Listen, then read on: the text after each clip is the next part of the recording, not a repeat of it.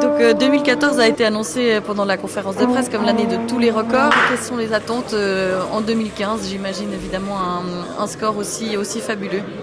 Évidemment, on espère toujours battre les précédents records, que ce soit la fréquentation, mais pour l'instant, on n'en est pas encore là. Là, on vient de sortir la programmation, donc on est très fiers de cette programmation. On espère que le public va nous suivre, qu'on va vendre toujours autant de billets, et puis que dans l'éclectisme et la musique pointue qu'on propose, toujours autant de monde vont pouvoir se retrouver.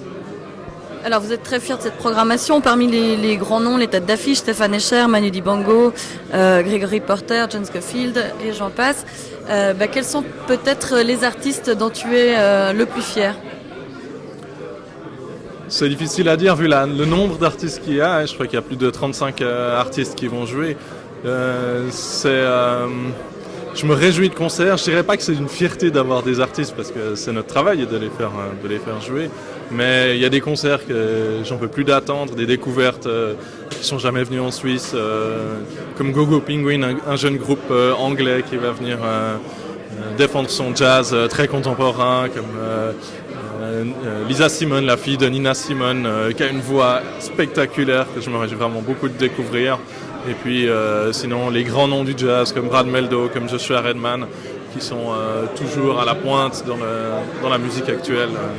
Vraiment une programmation assez éclectique mais toujours très pointue, très calée, qu'on n'en peut plus d'attendre. Quels sont peut-être les artistes un peu plus populaires de cette année? Évidemment, on pense à Stéphane Escher, tout de suite le grand artiste suisse qui vient avec un projet très spécial qui sera entouré de machines, mais pas des machines comme on l'entend maintenant, c'est-à-dire des vrais automates qui vont jouer des instruments de musique et qui pourra commander à distance. Et puis c'est un projet totalement nouveau qu'il n'a jamais fait, qui sera avec un nouveau répertoire, avec une nouvelle façon de fonctionner. Et puis ce sera pas probablement pas aussi mainstream que ce qu'il fait d'habitude, mais ça reste un artiste exceptionnel qui fait des choses toujours novatrices, très intéressantes. Et puis sinon, dans le jazz actuel, Gregory Porter est une tête qui tire énormément, qui est signée sur le célèbre label Blue Note, et puis qui a une voix terrible de ténor, ou peut-être baryton même, qui est d'une chaleur et d'une générosité sur scène, qui est vraiment pour la première fois accueillie. On se réjouit d'accueillir. Alors des changements importants l'année prochaine, puisque les deux présidents, on dira, les deux têtes porteuses du festival s'en vont, c'est leur dernière édition. Tu vas reprendre notamment la présidence, si je ne me trompe pas. Comment tu envisages l'avenir? Sereinement, j'espère. Ça va faire une énorme responsabilité, c'est clair. On sera deux coprésidents avec mon collègue Guillaume Potra. Moi, je vais plutôt m'occuper de la direction artistique, donc de la programmation spécialement du chapiteau, et puis de voir que tout le reste avance bien. Et puis mon collègue Guillaume s'occupera, lui, plus de finances, d'infrastructures, de boissons et de nourriture.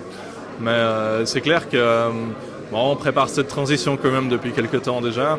Mais là, ça va être sans filet. C'est peut-être ça qui est le plus stressant, c'est que jusqu'à maintenant, si on faisait beaucoup de choses, si on avait beaucoup d'initiatives pour faire des choses, on avait quand même toujours les deux anciens qui étaient là pour nous dire ça c'est bien, ça c'est moins bien, vous avez pensé à ça, est-ce qu'on pense à tout Puis c'est peut-être là où il va falloir être bon, c'est de continuer ce qu'ils ont fait, d'avoir le recul et l'intelligence de faire les bonnes choses au bon moment. Et c'est peut-être ce que l'expérience offre, que nous on doit acquérir.